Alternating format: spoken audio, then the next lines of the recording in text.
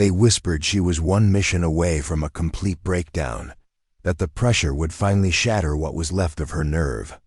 But when Captain Isabella Moreau disappeared into enemy airspace flying a $100 million stealth bomber, without authorization, she didn't crack, she became invisible. Before we jump back in, tell us where you're tuning in from, and if this story touches you, make sure you're subscribed, because tomorrow I've saved something extra special for you.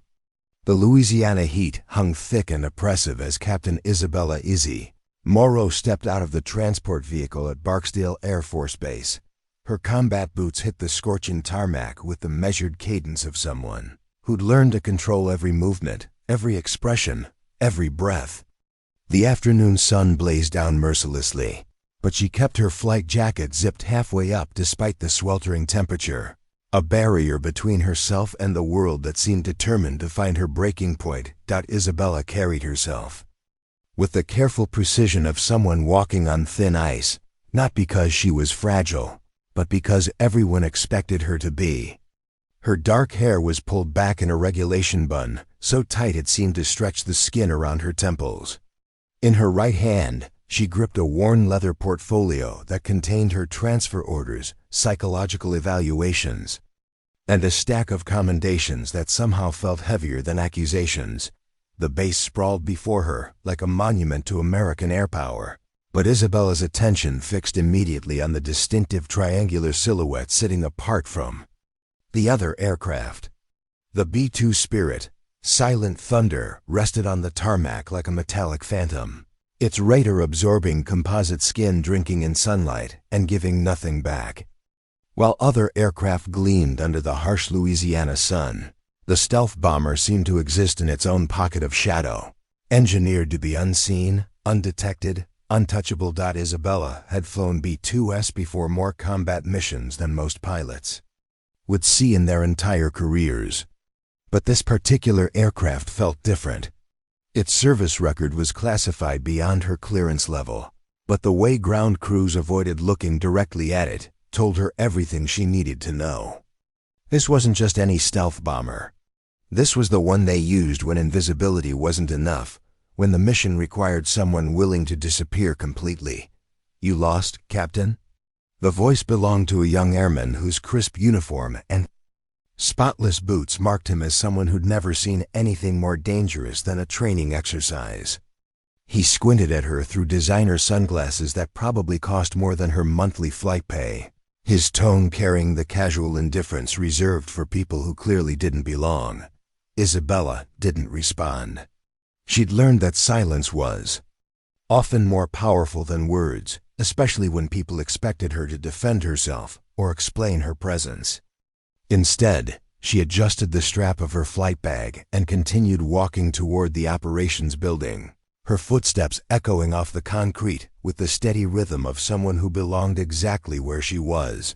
Behind her, she heard the airman mutter something to his companion about another transfer case, and probably couldn't handle the pressure at her last assignment. The words stung because they weren't entirely wrong, but not for the reasons they assumed. Isabella had indeed transferred from her previous base under circumstances that raised questions about her psychological fitness. What they didn't know was that she'd requested the transfer herself, after completing a mission so classified that even her commanding officers weren't cleared to know the details. The operations building buzzed with the controlled chaos of a major air base. Officers moved between briefing rooms with urgent purpose, their conversations peppered with call signs, mission codes, and the kind of technical jargon that separated insiders from everyone else. Isabella approached the check-in desk where a staff sergeant sat behind a computer terminal, his expression shifting to poorly concealed annoyance as he scanned her transfer orders. "Captain Moreau," he read aloud, mispronouncing her surname with deliberate carelessness. "You're not on the active duty roster.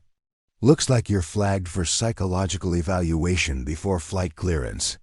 He slid a clipboard across the desk, without meeting her eyes. "Third floor, room 304. Dr. Mitchell is expecting you." The psychological evaluation requirement wasn't unexpected. But the way he announced it loud enough for nearby personnel to overhear was clearly intentional. Isabella took the clipboard and signed her name with the same controlled precision she applied to everything else. Around her, conversation seemed to pause just long enough for people to process what they'd heard. A pilot with psychological evaluation requirements. Another broken bird being warehoused at Barksdale until the bureaucracy decided what to do with her. Lieutenant Jake Sterling stood near the mission planning station, his perfectly pressed flight suit and precisely trimmed hair marking him as one of the rising stars everyone expected great things from. He'd graduated top of his class from the Air Force Academy, completed advanced stealth training with honors, and had never faced a situation his textbook knowledge couldn't handle. When he heard the sergeant mention psychological evaluation, he leaned over to his companion with a smirk that suggested he'd already formed opinions about the new arrival. Another one who couldn't handle the pressure, he said, in a voice just loud enough to be overheard. They keep sending us their problem cases like we're running a rehabilitation center instead of a combat wing. Isabella heard every word, but her expression remained unchanged.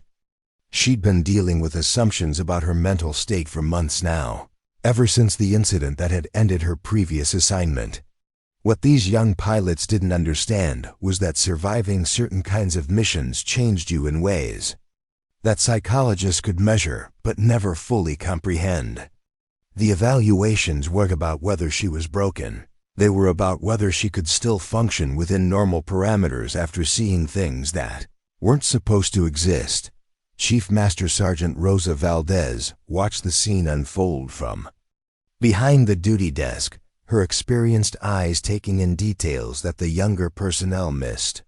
Valdez had 30 years of service behind her and had seen enough problem cases to recognize the difference between pilots who were genuinely unstable and those who'd simply been asked to do impossible things under impossible circumstances. Something about Captain Moreau's controlled stillness reminded her of other exceptional pilots she'd known, the ones who operated so far beyond normal parameters that regular military psychology couldn't properly evaluate their fitness. Isabella completed her paperwork and walked toward the stairwell that would take her to the psychological evaluation. Behind her, the conversations resumed with renewed energy, fueled by speculation about what kind of breakdown had landed her at Barksdale. But as she climbed the stairs, her mind wasn't focused on the whispers or the evaluations or the assumption that she was one mission away from complete psychological collapse. Instead, she was thinking about the intelligence briefing she'd read during the flight from her previous assignment. Somewhere in the Pacific Theater, enemy forces had constructed the most sophisticated air defense network ever deployed. They called it the Steel Web, an interconnected system of radar installations, surface-to-air missiles, and electronic warfare capabilities that had already shot down 3 reconnaissance aircraft and forced the cancellation of 2 critical strike missions. Allied forces trapped behind enemy lines desperately needed support, but every conventional approach had been detected and defeated. The Steel Web was designed specifically to counter American air superiority, using advanced technology that could track even the most sophisticated aircraft through multiple radar frequencies and predictive targeting algorithms. What they needed wasn't just stealth. They needed someone willing to fly deeper into enemy territory than any pilot had attempted, using techniques that existed at the very edge of what was considered humanly possible. They needed someone who could become truly invisible, not just to radar systems, but to the normal limitations that kept other pilots safely within the boundaries of standard operating procedures. Isabella reached the 3rd floor and paused outside. Room 304, her hand resting on the door handle.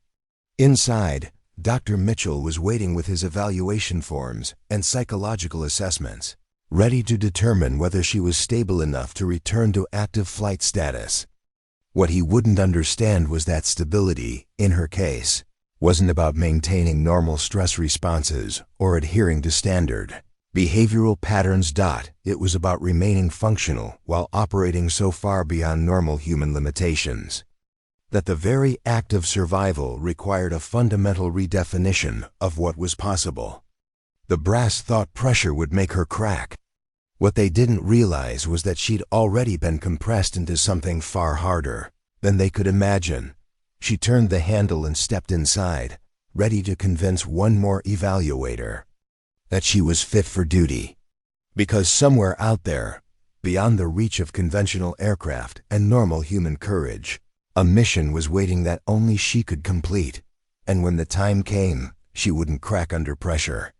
She'd disappear into it completely. The classified briefing room in the basement of Barksdale's operations center felt like a tomb. Fluorescent lights hummed overhead, casting harsh shadows across faces that had grown increasingly grim over the past 72 hours. 3 large monitors dominated the far wall, displaying satellite imagery that told a story of systematic failure and mounting desperation. Colonel Nathan Cross stood at the head of the conference table, his weathered face bearing the weight of decisions that could determine the fate of hundreds of trapped personnel. At 52, Cross had commanded air operations in 3 different theaters, but he'd never encountered anything like the steel web. The enemy defense network stretched across nearly 200 miles of hostile territory, its interlocking radar stations and missile batteries creating an impenetrable dome of electronic surveillance and lethal response. "Gentlemen, we've lost 3 reconnaissance aircraft in 4 days," Cross announced to the assembled officers, his voice carrying the controlled frustration of someone watching his best options disappear one by one. "Each time, our birds were detected and engaged before they could penetrate more than 50 miles into enemy airspace. The steel web isn't just advanced, it's revolutionary."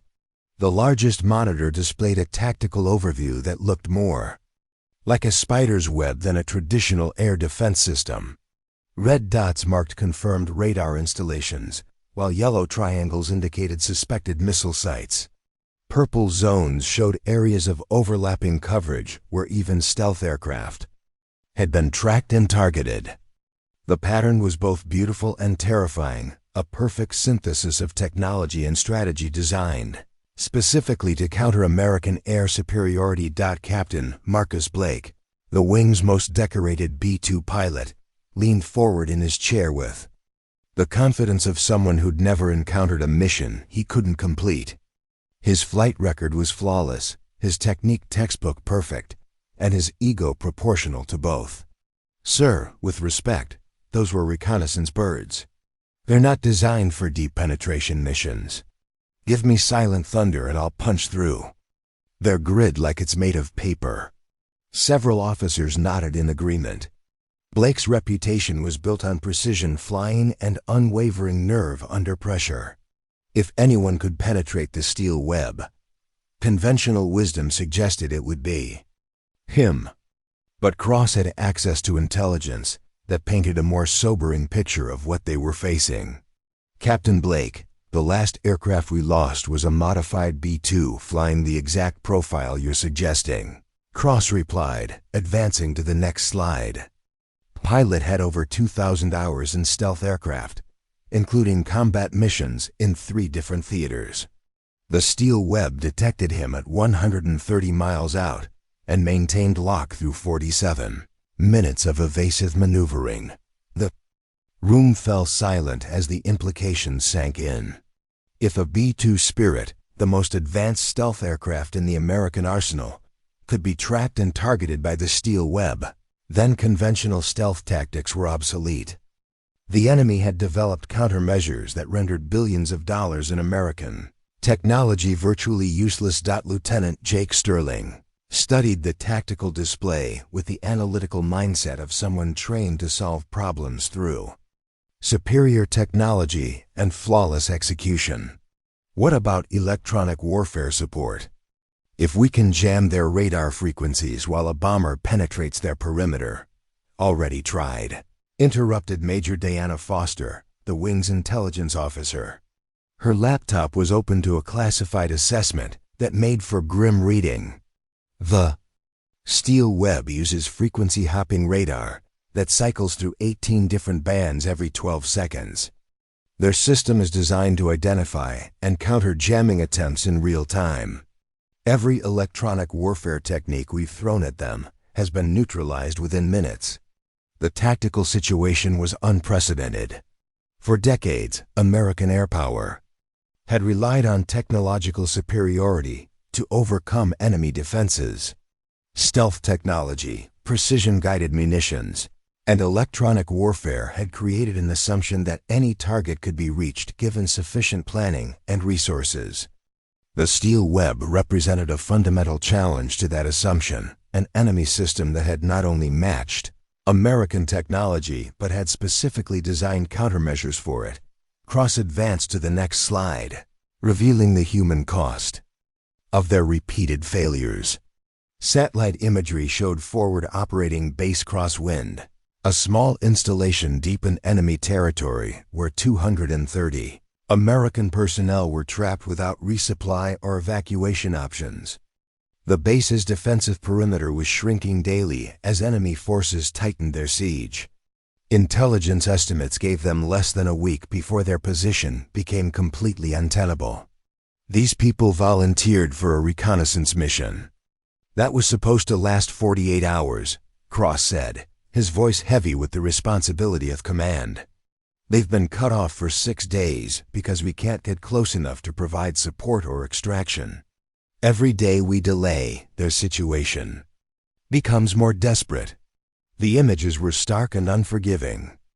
Damaged buildings, improvised defensive positions, and the unmistakable signs of a force preparing for a last stand. Radio communications from the base had become increasingly sparse as enemy jamming intensified and power reserves dwindled. The last confirmed transmission had been a simple message: "Still here. Running low on everything. Any help appreciated." Captain Blake studied the imagery with growing frustration. His entire career had been built on the premise that superior training and technology could overcome any obstacle. The idea that enemy defenses could render American air power ineffective challenged everything he'd been taught to believe about. Modern warfare. What about a coordinated strike? He suggested. Multiple aircraft approaching from different vectors, overwhelming their tracking capabilities through sheer numbers. Major Foster shook her head grimly.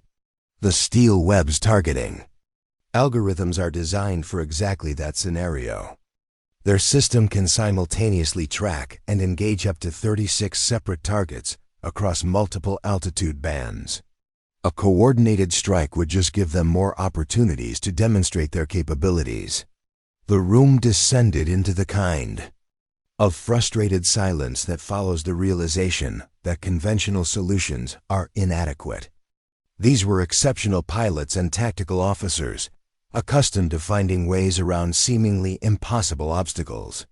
But the steel web represented something entirely new, a defense system specifically engineered to counter every advantage American forces had relied upon for decades. Cross closed his laptop and looked around the table at faces that reflected his own sense of professional frustration. "Gentlemen, I need options.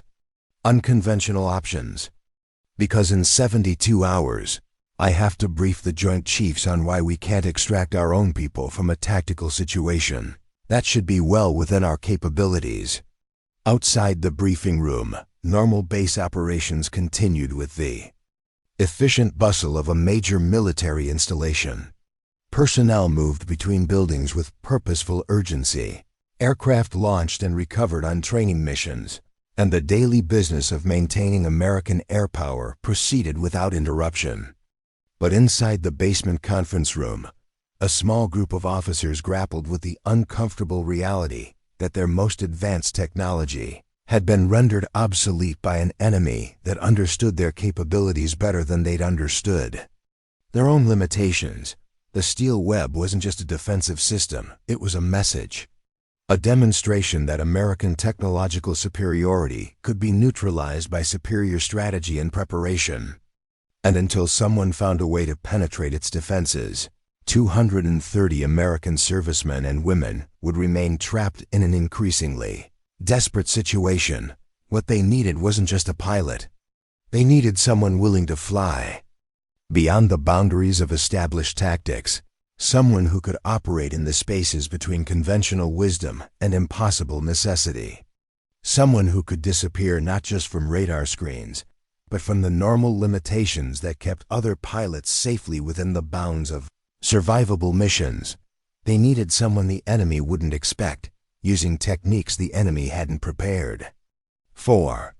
What they didn't realize was that such a person was already on base, sitting in a psychological evaluation room 3 floors above them, being assessed for stability while the most unstable mission of the war waited for someone brave enough to attempt it. Dr. Richard Mitchell adjusted his wire-rimmed glasses and reviewed Captain Moreau's psychological profile for the 3rd time that morning. The file made for disturbing reading, not because it revealed instability, but because it documented the kind of mental resilience that existed so far beyond normal parameters that it defied standard psychological assessment. The previous evaluations were filled with clinical language that barely concealed the evaluator's confusion about how to classify someone who functioned perfectly under conditions that would destroy most people. Captain Moreau, your previous commanding officer, noted several incidents of what he termed concerning behavioral patterns. Dr. Mitchell began, his tone carrying the careful neutrality of someone who'd learned not to make assumptions about military personnel. Extended periods of isolation before missions, refusal to discuss operational details even in classified settings, and what he described as an unsettling ability to remain calm under extreme stress. Isabella sat across from him in the sterile evaluation room, her posture relaxed but alert, like a predator at rest. She'd been through enough psychological evaluations to understand that her very competence under extreme pressure was what made civilian psychologists uncomfortable. They were trained to identify trauma responses, stress fractures, and the normal human reactions to abnormal circumstances. What they couldn't quantify was someone who'd learned to operate beyond those limitations entirely. Doctor, with respect, my previous commanding officer wasn't cleared to know the nature of the missions I was flying, Isabella replied evenly. What he interpreted as concerning behavior was actually operational security protocol for classified assignments. Dr. Mitchell made a note in his file, though Isabella suspected he was writing more about her tone and demeanor than her actual words. The psychological evaluation process was designed to identify pilots who might crack under pressure, but it was poorly equipped to assess someone who'd already been tested beyond normal breaking points and had emerged functionally intact. 3 floors below, Colonel Cross was leading another strategy session that was rapidly devolving into an exercise in professional frustration. The tactical display still showed the impenetrable steel web, and every proposed solution had been systematically demolished by the harsh reality of enemy capabilities that exceeded their own. Sir, what about Captain Moreau? Chief Master Sergeant Rosa Valdez spoke up from her position near the back of the briefing room. Her suggestion was met with the kind of silence that follows an inappropriate comment at a funeral. Captain Blake laughed outright, a sharp sound that carried more derision than humor. Valdez, the woman is upstairs getting her head examined because she couldn't handle the pressure at her last assignment. You want to give her our most sensitive stealth mission? Lieutenant Sterling nodded in agreement, his expression reflecting the kind of certainty that came from never having been tested beyond his capabilities. I've read her transfer orders. Psychological evaluation required before return to flight status. That's not exactly the recommendation you want for someone facing the steel web. Colonel Cross held up a hand to stop the discussion before it could devolve further. He'd served long enough to recognize the difference between legitimate concerns and institutional prejudice, but Isabella's file raised genuine questions about her psychological fitness.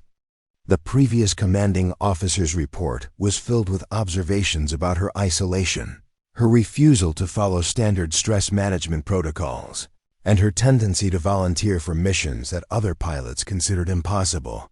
Sergeant Valdez, I appreciate the suggestion, but Captain Moreau isn't cleared for active flight status, pending psychological evaluation, Cross said with the kind of diplomatic firmness that ended discussions without encouraging argument. We need pilots who can handle extreme pressure, not someone who's already showing signs of breakdown. What none of them understood was that Isabella's psychological profile was unusual precisely because she'd already survived the kind of missions that would have broken other pilots.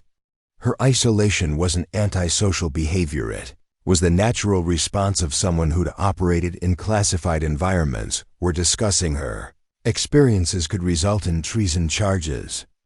Her refusal to follow standard stress management protocols wasn't rebellious. It was recognition that normal coping mechanisms were inadequate for abnormal circumstances. The psychological evaluation system was designed around the assumption that extreme stress would damage pilots in predictable ways. But Isabella had been exposed to classified operational scenarios that existed beyond the boundaries of normal military psychology. She'd flown missions that officially didn't exist, using techniques that weren't taught in any training program, against targets that weren't acknowledged by any government agency. Dr. Mitchell continued his evaluation, working through a checklist of standard psychological markers that felt increasingly irrelevant. Your stress response indicators are highly unusual, Captain. Most pilots show elevated cortisol levels, increased heart rate variability, or other physiological markers when discussing high-stress missions. Your readings are remarkably stable. Isabella understood what he was really saying. Her body's stress responses had been conditioned by exposure to situations so far beyond normal parameters that standard psychological stressors barely registered. It wasn't that she couldn't feel fear or stress, it was that her baseline for those emotions had been recalibrated by experiences that existed outside the normal spectrum of human endurance. Doctor, I've learned to manage stress effectively through experience, she replied, knowing that the clinical language would be easier for him to process than the truth. The truth was that she'd been psychologically reconstructed by missions that had required her to operate beyond normal human limitations, and that reconstruction had made her functionally immune to the kind of pressure that broke other pilots. Back in the briefing room, the conversation had returned to conventional solutions that everyone knew wouldn't work. Captain Blake was advocating for a modified approach using electronic warfare support, while Lieutenant Sterling suggested a high-altitude penetration using experimental stealth modifications. Both proposals had already been tested and defeated by the steel web's adaptive capabilities. Major Foster interrupted with new intelligence that made their situation even more desperate. Gentlemen, we've just received updated imagery from FOB Crosswind.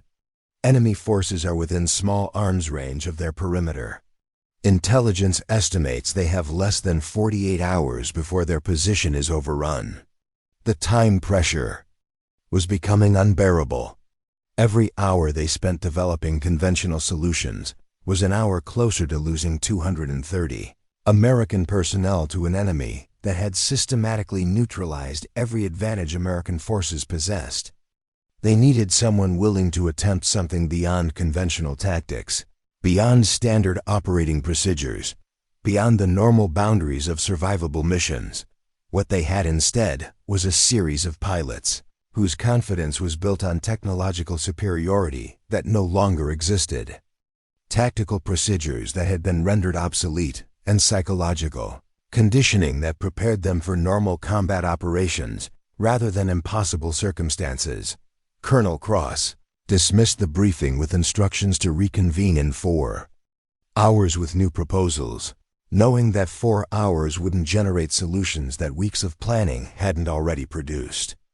As the officers filed out of the briefing room, their expressions reflected the growing recognition that conventional military thinking was inadequate for the situation they faced. 3 floors above them, Dr. Mitchell was completing his evaluation. of the one pilot on base who might actually be capable of penetrating the steel web.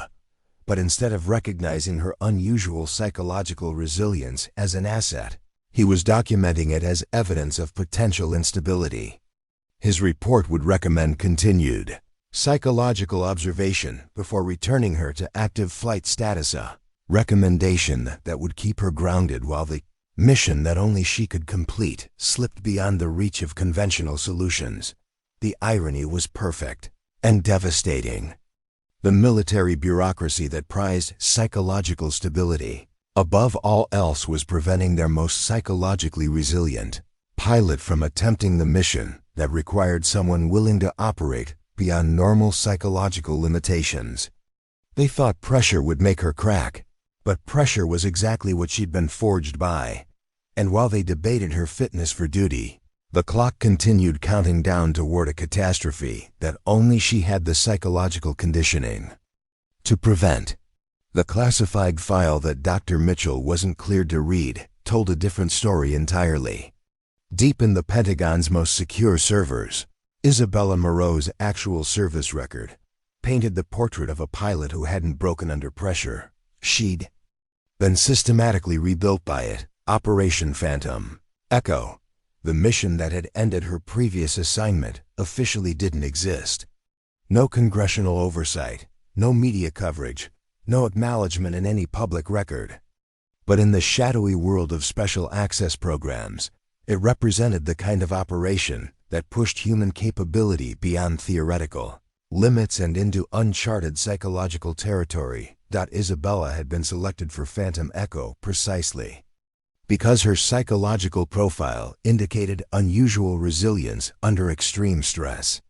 The mission parameters were unlike anything attempted in modern warfare: solo penetration of enemy airspace using experimental stealth modifications, followed by a 48-hour surveillance mission deep behind enemy lines with no communication, no backup, and no extraction plan if things went wrong. The aircraft she'd flown was a modified B-2 Spirit equipped with experimental radar-absorbing technology that existed at least a decade ahead of anything publicly acknowledged. The stealth modifications were so advanced that the aircraft appeared invisible not just to radar, but to infrared detection, electromagnetic sensors, and even visual observation under certain atmospheric conditions.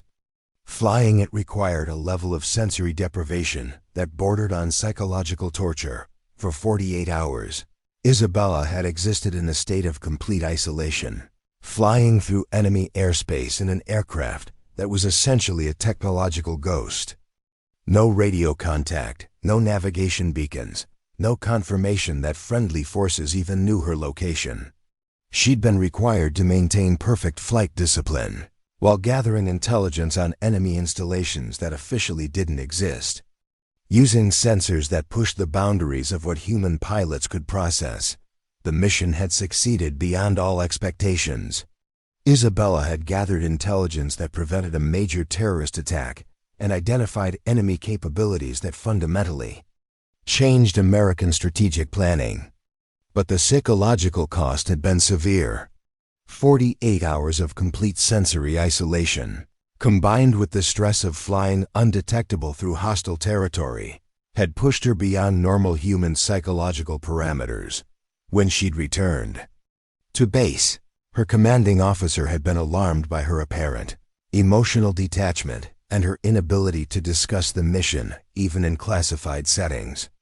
What he'd interpreted as trauma response was actually operational conditioning. Isabella's mind had adapted to extreme isolation by developing new psychological frameworks for processing stress and maintaining function under impossible circumstances. The psychological evaluations that followed had been inconclusive. Standard trauma assessments couldn't properly categorize someone who'd been functionally enhanced by extreme stress rather than damaged by it.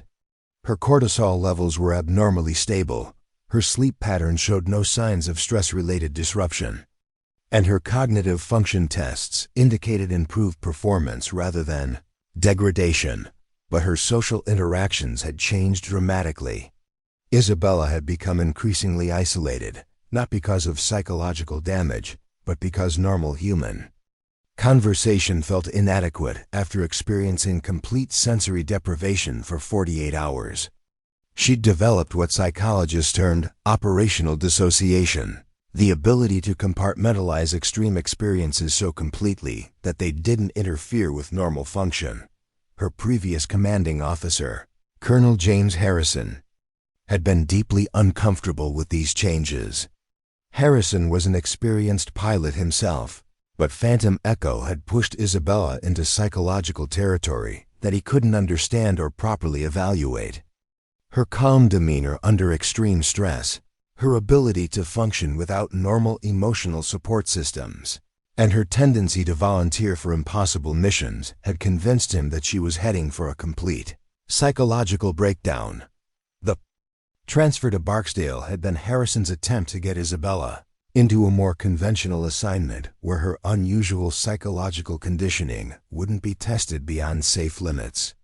His recommendation for psychological evaluation wasn't based on evidence of instability, it was based on his fear that her stability was so far beyond normal parameters that it represented a different kind of psychological risk.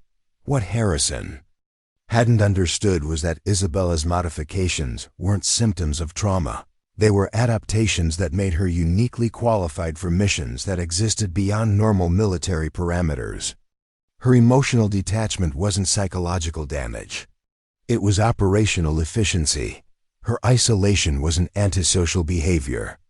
It was the natural result of experiences that couldn't be shared with people who lacked appropriate security clearances. Dr.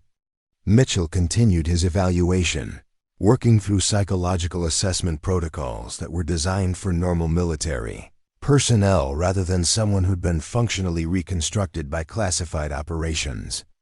Captain, your previous evaluations indicate prolonged periods of what clinicians term emotional flattening. Can you describe your emotional state during high-stress situations? Isabella considered her response carefully. The truth was that extreme stress no longer triggered normal emotional responses because her psychological conditioning had moved beyond reliance on emotional processing for operational effectiveness. But explaining that to a civilian psychologist would only reinforce his concerns about her mental state. Doctor, I've learned to maintain emotional control during operations because emotional responses can compromise mission effectiveness, she replied, using language that sounded conventional while avoiding the deeper truth about her psychological modifications. Meanwhile, in her personal quarters, Isabella maintained a routine that would have seemed obsessive to casual observers, but was actually evidence of her operational conditioning.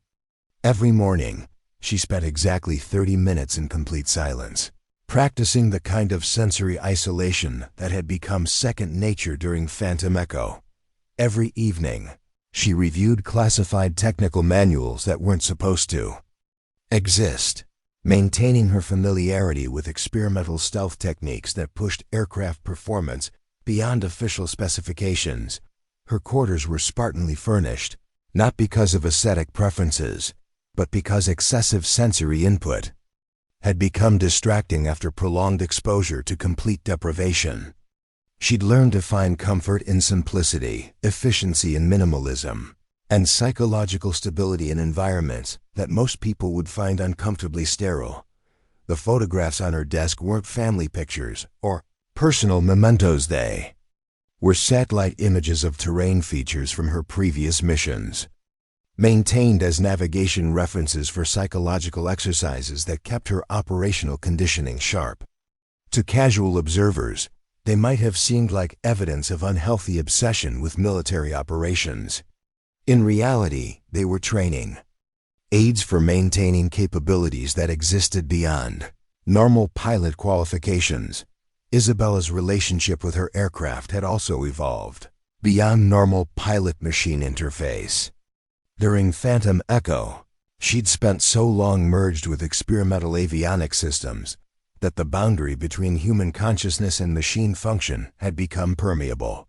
She could read aircraft status through subtle vibrations that other pilots couldn't detect, navigate by electromagnetic signatures that weren't supposed to be perceivable by human senses, and maintain flight discipline under conditions that would overwhelm normal sensory processing. These capabilities weren't supernatural, they were the result of psychological conditioning that had pushed human-machine interface beyond previously understood limitations. But they were also impossible to explain to psychological evaluators who lacked the security clearances to understand what she'd actually experienced during classified operations. Dr. Mitchell completed his initial assessment and scheduled a follow-up evaluation for the next day. His preliminary notes indicated concerns about Isabella's emotional detachment and her apparent inability to process stress through normal psychological channels. What he didn't realize was that he was evaluating someone who'd been systematically modified by experiences that existed beyond the boundaries of conventional military psychology. Isabella left the evaluation room knowing that her psychological profile would continue to raise red flags among personnel who couldn't understand the difference between trauma response and operational enhancement. But she also knew that somewhere in enemy territory, American personnel were trapped behind defenses that could only be penetrated by someone willing to operate beyond normal human limitations. The steel web had been designed to cover conventional stealth technology and standard pilot capabilities. What it hadn't been designed for was someone who'd already disappeared into psychological territory that enemy planners couldn't anticipate or prepare for. They thought pressure would make her crack, but pressure had actually forged her into something far more resilient than they could imagine. While the base command struggled with conventional solutions to an unconventional problem, Isabella Moreau sat in the aircraft maintenance hangar at 0300 hours, surrounded by the mechanical silence of sleeping machines. The fluorescent work lights cast harsh shadows across the polished concrete floor, and the air carried the familiar scent of hydraulic fluid, metal polish, and the indefinable smell of precision engineering. Silent thunder rested before her like a metallic cathedral, its triangular form seeming to absorb light rather than reflect it. The B-2's composite skin felt warm under her palm despite the cool night air, characteristic of the radar-absorbing materials that gave the aircraft its supernatural invisibility. Isabella had requested maintenance access under the pretense of familiarizing herself with base aircraft, but her real purpose was far more specific. She carried with her a worn leather portfolio containing technical specifications that didn't exist in any official maintenance manual. The documents inside were printed on paper with classification markings so restrictive that even viewing them required special authorization.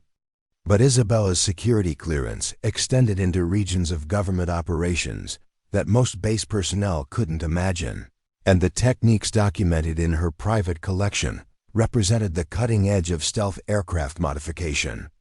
Steel Web's capabilities had been thoroughly analyzed by Pentagon intelligence analysts, but their assessments were based on conventional understanding of radar technology and standard stealth aircraft performance.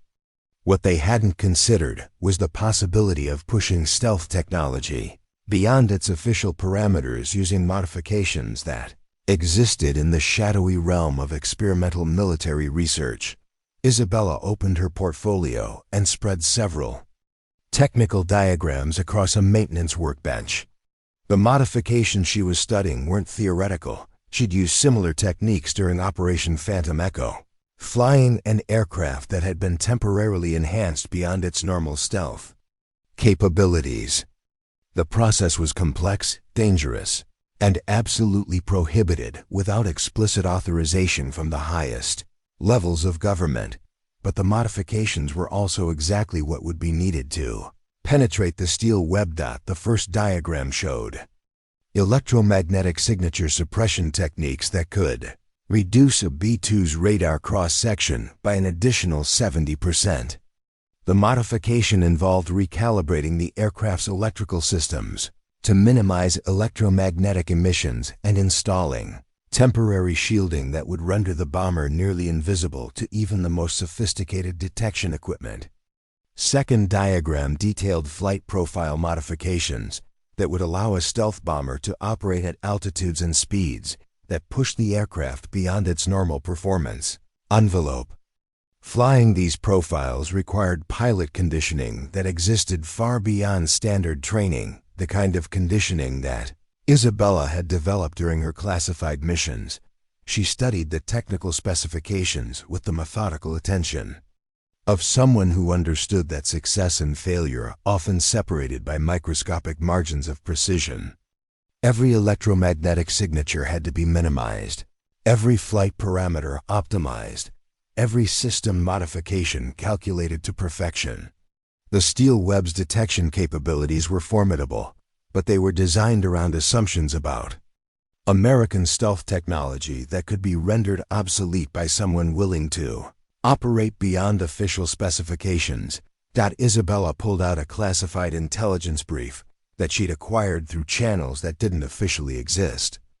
Document contained detailed analysis of the steel web's radar frequencies, detection algorithms, and response protocols. Most importantly, it revealed gaps in the enemy defense network, tiny windows of vulnerability that could be exploited by an aircraft operating beyond normal stealth parameters. The gaps weren't accidental weaknesses. They were the inevitable result of designing a defense system around known capabilities rather than theoretical possibilities. The steel web's engineers had built their network to counter American stealth technology as it officially existed, not as it could exist with experimental modifications that pushed aircraft performance into uncharted territory. At 0400 hours, Isabella began conducting what appeared to be a routine pre-flight inspection of Silent Thunder. Her movements were methodical and purposeful, but to casual observers, she was simply familiarizing herself with an aircraft she might eventually be cleared to fly. What they couldn't see was that she was actually identifying modification points where experimental enhancements could be installed without compromising the aircraft's basic structural integrity. The electromagnetic shielding modifications would require approximately 6 hours to install and could be accomplished using materials that were technically available through standard supply channels. The flight system modifications were more complex, requiring recalibration of avionics packages that controlled altitude, speed, and navigation parameters. Both sets of modifications were reversible, leaving no permanent evidence of unauthorized aircraft enhancement. Isabella documented her findings in a private notebook, using a personal shorthand that she'd developed during classified operations. The notation system was unbreakable without knowledge of her psychological conditioning methods, ensuring that her preparation work couldn't be interpreted by unauthorized personnel. To anyone discovering her notes, they would appear to be routine maintenance observations rather than modification planning for an impossible mission. Chief Master Sergeant Rosa Valdez found Isabella in the hangar during her routine security check at 0430 hours. Valdez had 30 years of experience reading people, and something about Captain Moreau's presence in the maintenance bay at 0300 hours suggested purpose rather than casual familiarity training. "Captain, you're up early," Valdez observed, her tone neutral but alert. Isabella looked up from her inspection checklist with the calm expression of someone who belonged exactly where she was. "Sergeant, I wanted to familiarize myself with Silent Thunder systems before returning to active status. The aircraft has some modifications I haven't seen before." Valdez nodded, but her experienced eyes took in details that suggested more than casual familiarization. Isabella's inspection was too systematic, too focused on specific systems that weren't normally priorities for general orientation. She was examining electromagnetic signature components, avionics interfaces, and flight control systems with the attention of someone planning actual operations rather than general familiarization. "This bird's got some unique capabilities," Valdez agreed carefully. "Most pilots need extensive training before they're certified for operational missions. "I've flown similar aircraft before," Isabella replied, closing her notebook and securing her inspection tools. "The basic principles are consistent across different platforms." What Valdez didn't know was that Isabella had flown aircraft with modifications so advanced that Silent Thunder's official capabilities represented a step backward from her previous operational experience. The B-2 was undoubtedly sophisticated, but Isabella had piloted experimental platforms that pushed stealth technology decades beyond publicly acknowledged limits. As Isabella completed her inspection and secured her materials, Valdez made a mental note to mention the encounter in her daily security report. Not because Isabella had done anything inappropriate, but because experienced personnel operating outside normal schedules often indicated operational planning that extended beyond official mission parameters. Isabella returned to her quarters, knowing that she had approximately 36 hours before FOB Crosswind's position became untenable. The conventional wisdom suggested that penetrating the steel web was impossible using current American capabilities.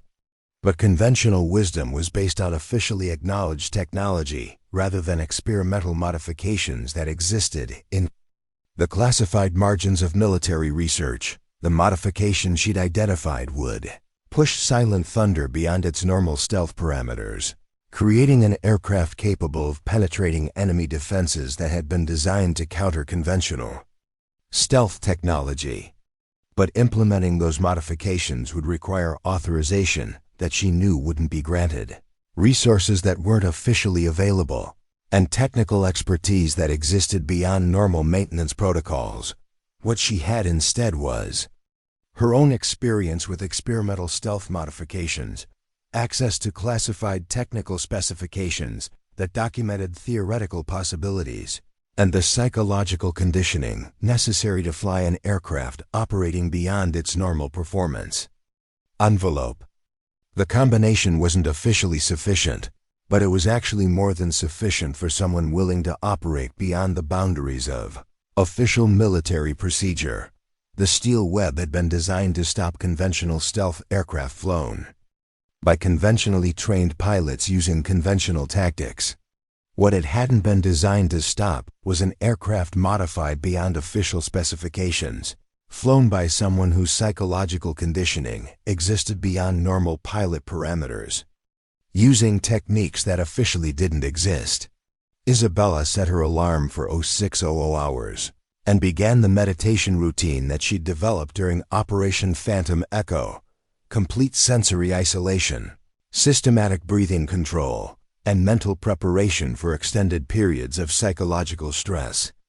The routine wasn't listed in any training manual, but it was exactly what she'd need for a mission that would push human endurance beyond normal limitations. In 18 hours, she would either be sitting in another psychological evaluation or flying deeper into enemy territory than any American pilot had attempted since the steel web became operational.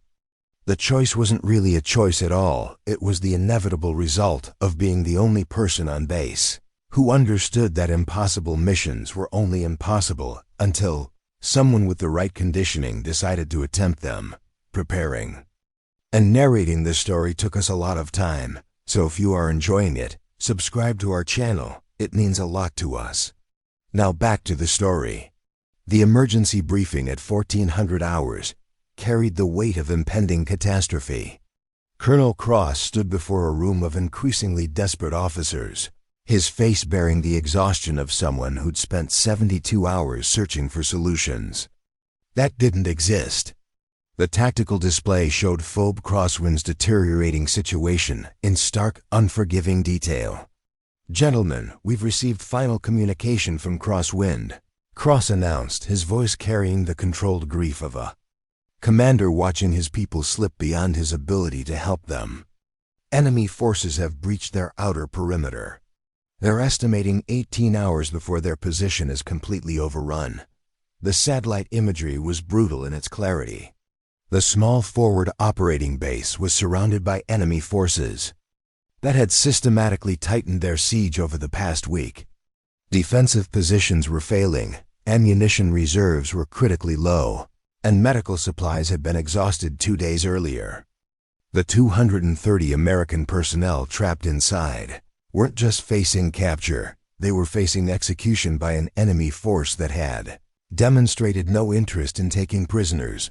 Captain Blake studied the tactical display with growing frustration that bordered on desperation.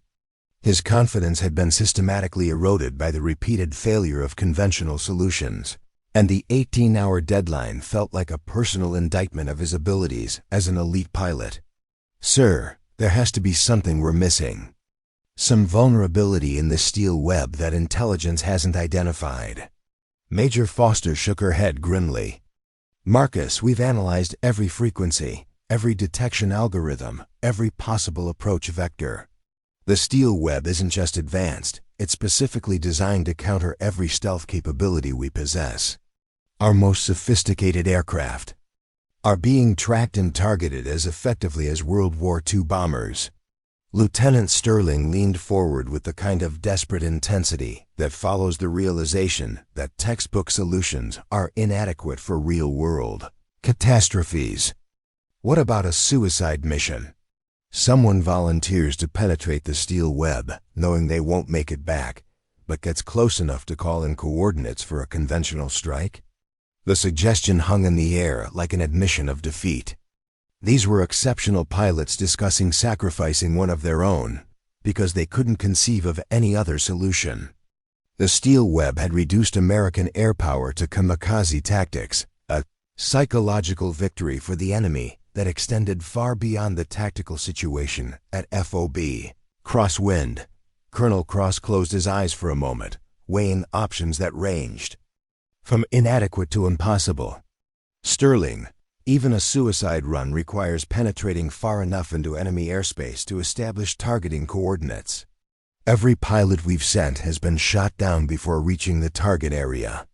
A suicide mission is just suicide without the mission." 3 floors above the briefing room, Isabella completed her psychological evaluation with Dr. Mitchell, who remained convinced that she was exhibiting signs of dangerous instability.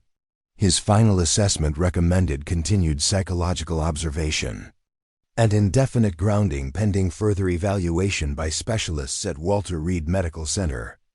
"Captain Moreau, I'm recommending that you remain on administrative duty while we arrange for more comprehensive psychological assessment," Dr. Mitchell concluded, his tone carrying the patronizing certainty of someone who believed he was protecting her from herself. "Your psychological conditioning appears to have been compromised by whatever operational experiences led to your transfer here." Isabella nodded with the calm acceptance of someone who'd expected exactly this outcome. "Doctor, I understand your concerns. When should I expect transfer to Walter Reed?" "Within the week, assuming no emergency situations arise that require immediate personnel movement," Mitchell replied, making notes in her file that would effectively end her operational career. "In the meantime, you're restricted to base and prohibited from any flight operations, pending final psychological clearance." Isabella left the evaluation room, knowing that she had approximately 6 hours before the base descended into complete crisis management mode. Once FOB Crosswind was overrun, the focus would shift to damage control, media management, and the kind of bureaucratic chaos that followed major military failures. If she was going to act, it had to be before the system locked down completely. She returned to her quarters and conducted a final review of the intelligence materials she'd accumulated. The steel web's vulnerabilities were real, but narrow gaps in coverage that could only be exploited by an aircraft operating beyond official stealth parameters, using flight techniques that pushed human endurance to theoretical limits. The enemy had designed their defense network around known American capabilities, but they hadn't accounted for experimental modifications that existed in the classified margins of military research. At 1600 hours, Isabella made the decision that would define the rest of her career. She opened her secure communications terminal and composed a message that she knew would never be sent through official channels. Instead of routing it through military communications networks, she uploaded it to a classified server that was monitored by intelligence agencies, operating beyond normal military oversight. The message was brief and technically precise. Steel web penetration possible using phantom echo protocols with electromagnetic signature modifications. Request operational. Authorization for immediate deployment using experimental enhancement procedures. She knew the message would be read by analysts who understood the classified references, but she also knew that official authorization would take weeks to process through proper channels. FOB Crosswind didn't have weeks. It had hours. Isabella closed the communications terminal and began the systematic preparation that she'd learned during Operation Phantom Echo: complete psychological isolation, systematic breathing control, and mental preparation for extended periods of sensory deprivation. The routine was designed to prepare her mind for operating beyond normal human limitations while maintaining perfect operational effectiveness. At 1800 hours, she walked to the aircraft maintenance hangar carrying a canvas bag that contained tools and materials that weren't available through normal supply channels. The electromagnetic shielding components had been acquired through classified requisition procedures that existed parallel to standard military logistics. The flight system modification software had been downloaded from servers that officially didn't exist. Chief Master Sergeant Valdez was conducting evening security rounds when she encountered Isabella entering the maintenance bay. Captain Maintenance. Operations are restricted after 1800 hours without specific authorization. Isabella looked at Valdez with the calm directness of someone who'd moved beyond the normal boundaries of military protocol. Sergeant, I have verbal authorization from Colonel Cross for emergency aircraft preparation. It was a lie, but it was delivered with such matter-of-fact conviction that Valdez found herself accepting it despite her instincts. Isabella's presence in the hangar felt purposeful rather than unauthorized, and her calm confidence suggested official sanction, even though no paperwork existed to support her claim. What kind of emergency preparation, Captain? Classified modification procedures for potential special operations deployment, Isabella replied, using language that was technically accurate while avoiding specifics that would reveal the unauthorized nature of her activities. I'll need approximately 6 hours of uninterrupted access to Silent Thunder. Valdez nodded and made a note in her security log that would document Isabella's presence without questioning her authorization. Something about Captain Moreau's demeanor suggested that official channels were being followed, even if those channels weren't visible to normal base personnel. Isabella entered the aircraft maintenance bay, knowing that she had until dawn to transform Silent Thunder from a conventional stealth bomber into something that could penetrate the most sophisticated air defense network ever deployed. The modifications would push the aircraft beyond its normal performance envelope and require piloting techniques that existed at the very edge of human capability. But 18 hours from now, when FOB Crosswind was overrun and 230 American personnel were executed by enemy forces, the distinction between authorized and unauthorized modifications would become irrelevant. What would matter was whether someone had been willing to attempt the impossible when the impossible was the only option remaining. Isabella opened her canvas bag and began the systematic installation of experimental enhancements that would either make Silent Thunder invisible to the steel web or destroy it in the attempt. The enemy thought American air power had been neutralized by superior technology and strategy.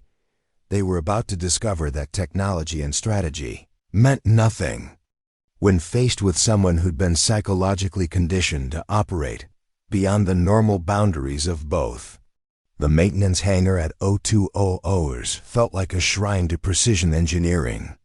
Isabella worked by the light of portable work lamps, their harsh illumination casting geometric shadows across Silent Thunder's composite skin. The electromagnetic shielding modifications had taken 4 hours to install. Gossamer thin metallic films applied to specific sections of the aircraft surface using adhesive compounds that existed in the classified margins of materials science. Each piece of shielding had been precisely cut and positioned according to specifications that pushed stealth technology decades beyond publicly acknowledged capabilities. The modifications were temporary, designed to be removed without leaving evidence of unauthorized enhancement, but they would reduce Silent Thunder's electromagnetic signature by 73% for approximately 12 hours before the adhesive compounds began to degrade. The flight system modifications were more complex, requiring Isabella to access avionics packages that weren't supposed to be field serviceable. She worked with the methodical precision of someone who understood that microscopic errors in system calibration could result in catastrophic failure at 30,000 feet. Each parameter adjustment was documented in her private notebook using shorthand that would be unreadable to unauthorized personnel. By 0400 hours, Silent Thunder had been transformed from a conventional stealth bomber into something that existed beyond official aircraft specifications. The modifications weren't experimental in the theoretical sense. Isabella had used similar enhancements during Operation Phantom Echo, flying aircraft that had been temporarily enhanced beyond normal performance parameters. But applying those modifications without authorization, using materials acquired through unofficial channels, represented a level of insubordination that could result in court-martial and decades of imprisonment. Isabella completed her pre-flight checks with the systematic thoroughness of someone who understood that her life would depend on equipment that had been modified beyond manufacturer specifications. Every system response was documented, every parameter verified against theoretical projections that existed only in her classified technical references. The aircraft felt different under her hands, more responsive to electromagnetic input, more sensitive to pilot interface, more capable of the kind of performance that pushed human-machine interaction beyond normal boundaries. At 0500 hours, she sealed the maintenance bay and walked to the Aircraft Operations Center. The building was nearly empty, staffed only by skeleton crews managing routine night operations that didn't require senior officer oversight. Isabella approached the duty officer with the calm confidence of someone conducting authorized operations, rather than career-ending insubordination. "Lieutenant, I need to file an emergency flight plan for Silent Thunder," she announced to the young officer who was managing overnight flight operations. "Lieutenant." Marcus Webb looked up from his console with the confused expression of someone processing information that didn't match normal procedures. "Captain, I don't have any emergency authorizations on file. Emergency flight plans require colonel-level approval, and Lieutenant, the authorization came through classified channels due to the sensitive nature of the operation," Isabella interrupted, using language that suggested official sanction while avoiding specifics that could be verified. "I need immediate clearance for departure within 30 minutes. Webb hesitated, caught between standard operating procedures and the kind of authoritative certainty that suggested official backing. Isabella's calm demeanor and technical precision implied that proper channels had been followed, even though no paperwork existed to document her authorization. The classified nature of her claimed operation provided plausible explanation for the absence of normal documentation. "Captain, what's the nature of the emergency operation?" "Classified reconnaissance mission related to ongoing tactical situations," Isabella replied, using terminology that was accurate without being specific. "I'm cleared for solo flight operations under special access protocols." Webb nodded and began processing her flight plan, documenting her departure in logs that would be reviewed hours later by officers who would realize that no authorization had ever been granted.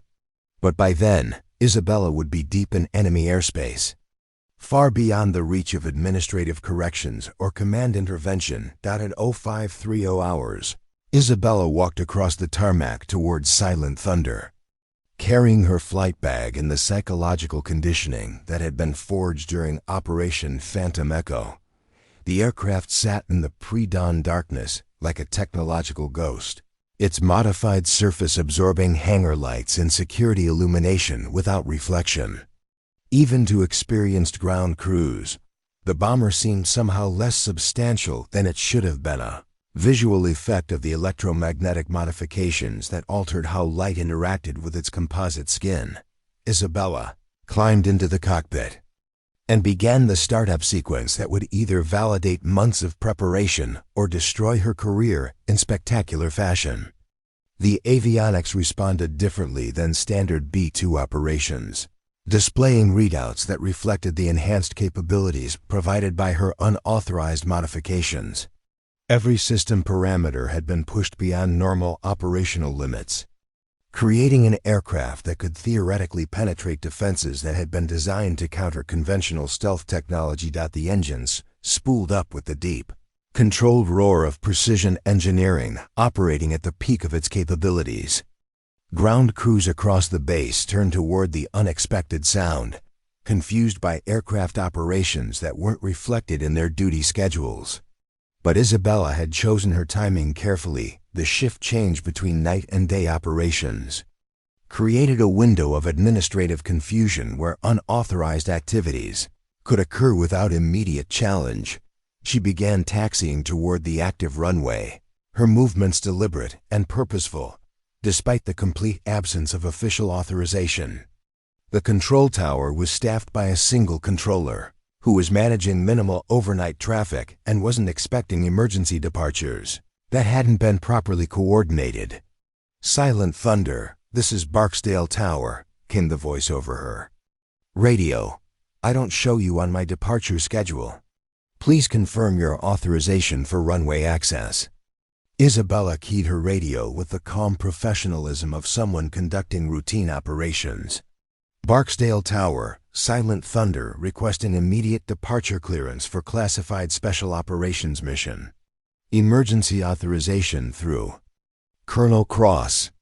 It was another lie, delivered with such matter-of-fact conviction that the controller found himself processing her request, despite the absence of proper documentation. The classified nature of her claimed mission provided plausible explanation for irregular procedures, and her calm confidence suggested official backing, even though no verification was possible at 0530 hours. "Silent Thunder, you are cleared for immediate departure, runway 27. Climb and maintain flight level 200, contact departure control on frequency 124.3. Isabella acknowledged the clearance and advanced her throttles, feeling Silent Thunder respond with the enhanced performance characteristics provided by her modifications. The aircraft accelerated down the runway with power that exceeded normal B-2 specifications, its modified systems providing capabilities that pushed stealth bomber performance into uncharted territory. The wheels left the tarmac at 547 hours, and Isabella climbed into the pre-dawn sky, carrying classified modifications that transformed her aircraft into something the enemy hadn't prepared for.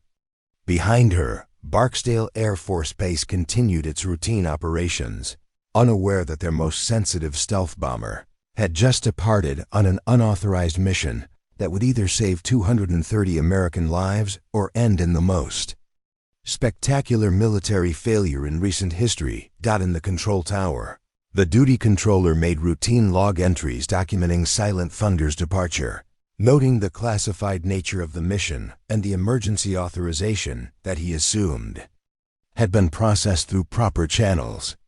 The paperwork discrepancies would be discovered hours later, but by then Isabella would be approaching enemy airspace flying an aircraft that had been enhanced beyond official specifications. Colonel Cross would arrive at his office in 2 hours to discover that his most psychologically questionable pilot had stolen his most valuable aircraft to attempt a mission that he'd officially deemed impossible. But Isabella was beyond the reach of administrative correction now, flying deeper into enemy territory than any American pilot had attempted since the steel web became operational. The steel web had been designed to counter conventional American stealth technology, What it hadn't been designed for was an aircraft operating beyond official specifications, flown by someone whose psychological conditioning existed beyond normal pilot parameters. In approximately 6 hours, Isabella would either prove that impossible missions were only impossible until someone with the right preparation attempted them, or she would demonstrate why psychological evaluations existed to prevent unstable pilots from destroying expensive aircraft. The enemy thought they had neutralized American air power through superior technology and defensive strategy. They were about to discover that technology and strategy meant nothing when faced with someone who'd been forged by pressure into something far more dangerous than they could anticipate. At 37,000 feet, Isabella flew through darkness so complete it felt like moving through the void between stars. The Pacific stretched endlessly below, its surface invisible beneath cloud cover that blocked all terrestrial light. Silent thunder responded to her controls with the enhanced sensitivity provided by her modifications. Every input translated into aircraft movement with precision that exceeded normal. B-2 specifications, the first indication that she was approaching. Enemy airspace came through electromagnetic sensors that detected radar sweeps probing the darkness ahead. The steel web's outer perimeter extended 200 miles beyond enemy territorial boundaries, its detection grid scanning multiple frequency bands simultaneously in search of approaching aircraft. Isabella watched her threat display populate with warning symbols that represented the most sophisticated air defense network ever deployed. She began the psychological conditioning routine that she'd perfected during Operation Phantom Echo. Complete. Sensory isolation within the cockpit environment, systematic breathing control, and mental preparation for operating beyond normal human stress parameters. The routine wasn't designed to eliminate fear, it was designed to transform fear into operational focus that could sustain perfect performance under impossible circumstances. The electromagnetic modifications she'd installed began proving their worth as silent thunder approached the steel web's detection perimeter. Normal B-2 stealth technology would have triggered multiple tracking systems by now, but her enhanced aircraft registered as little more than atmospheric disturbance on enemy radar screens. The gossamer-thin metallic films applied to specific sections of the aircraft's surface were absorbing and redirecting electromagnetic energy in ways that pushed stealth technology decades beyond publicly acknowledged capabilities. At 150 miles from the enemy coast, Isabella encountered the first active challenge to her penetration attempt. A pulse of concentrated radar energy swept across her flight path, not a detection beam, but a targeting lock from surface-to-air missiles that had somehow acquired her position despite her stealth modifications. The steel web's adaptive algorithms were learning, adjusting their detection parameters in real time to counter stealth technology they'd never encountered before. Isabella dropped to 28,000 feet and adjusted her flight profile to exploit a gap in the radar coverage that she'd identified during her intelligence analysis. The gap existed for exactly 47 seconds every 3 minutes, a microscopic vulnerability in the steel web's overlapping detection grid that could only be exploited by an aircraft operating with split-second timing precision. The psychological conditioning that had seemed like instability to Dr. Mitchell now revealed its true purpose. Isabella's modified stress responses allowed her to maintain perfect operational effectiveness while flying through conditions that would overwhelm normal pilot psychology. Her heart rate remained stable at 62 beats per minute, despite incoming missile warnings. Her breathing stayed controlled and rhythmic despite threat displays that indicated imminent destruction. At 100 miles from the enemy coast, the steel web's full capabilities became apparent. Radar beams swept through her airspace from 17 different directions simultaneously, their overlapping coverage designed to track stealth aircraft through multiple detection methods. Electronic warfare signals attempted to disrupt her navigation systems, using jamming techniques that could render conventional aircraft completely helpless. But Silent Thunder was no longer a conventional aircraft. Isabella's modifications had transformed it into something that operated beyond the parameters that enemy engineers had used to design their defensive countermeasures. The electromagnetic shielding absorbed radar energy across frequency ranges that the steel web wasn't configured to exploit. The flight system modifications allowed her to navigate using backup systems that weren't susceptible to conventional electronic warfare. Isabella entered what she privately termed operational transcendence, a psychological state that she'd achieved only twice before during classified missions that had pushed human endurance beyond theoretical limits. Her consciousness expanded to encompass the aircraft systems as extensions of her own sensory apparatus. She could feel electromagnetic radiation as pressure changes across the aircraft's surface, sense missile targeting systems as variations in the local magnetic field, and navigate through electronic warfare environments using intuitive responses that existed beyond normal pilot training. At 75 miles from the enemy coast, a surface-to-air missile achieved partial lock on Silent Thunder's position. Isabella watched the threat indicator transition from yellow warning to red targeting confirmation, indicating that enemy systems had finally adapted their detection algorithms to counter her stealth modifications. The missile launched from a concealed installation, its trajectory calculated to intercept her flight path in 43 seconds. Isabella initiated evasive maneuvers that pushed her aircraft beyond its normal performance envelope. The modifications she'd installed allowed Silent Thunder to execute turns that generated gravitational forces, approaching the limits of human endurance while maintaining stealth, characteristics that kept her marginally invisible to enemy tracking systems. She pulled 7.5 Gs through a diving spiral that carried her below the missile's minimum engagement altitude while simultaneously launching electronic countermeasures that confused its terminal guidance system. The missile passed within 800 feet of her aircraft before its proximity sensors lost lock and it detonated harmlessly in empty airspace. Isabella had penetrated the steel web's first defensive layer through a combination of enhanced technology and psychological conditioning that existed beyond normal military parameters. At 50 miles from the enemy coast, she encountered the defense network's adaptive response to her penetration attempt. The steel web's artificial intelligence systems had analyzed her flight profile and stealth characteristics, developing new detection algorithms specifically designed to counter her enhanced capabilities. Radar installations across the defensive grid began broadcasting on frequencies that her modifications hadn't been designed to absorb. Isabella found herself flying through an electromagnetic environment that was actively evolving to counter her presence. The enemy defense network was learning faster than she'd anticipated, adapting its detection methods in real time to exploit vulnerabilities in stealth technology that enemy engineers had never encountered before. Her threat displays populated with warning symbols that indicated tracking locks from multiple missile systems that had somehow acquired her position despite modifications that should have rendered her invisible.